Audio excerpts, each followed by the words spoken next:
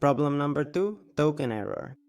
In this case, your client was supposed to transfer 1 USDT but made a mistake and transferred 1 USDC instead, so the payment does not appear as received, and they contact you. On other platforms, to solve this, you have to contact customer service, but with MakaPay, you can resolve it in minutes as follows. On the main page of MakaPay, click on Payments. At the very bottom of this screen, a comprehensive list of all your transactions will appear, including the specific one with the issue. Once you find the exact transaction your client is contacting you about, click on the 3 vertical dots to the right of it. In the menu that opens up, click on the option to recover tokens.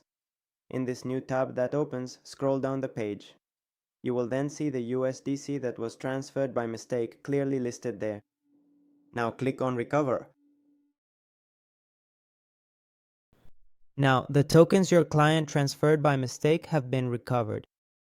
At this point, you will need to decide whether to issue a full refund to your client, or alternatively mark the transaction as paid if the amount they transferred is correct. To do this, go again to the 3 dots located to the right of the specific transaction, and click on Mark as Paid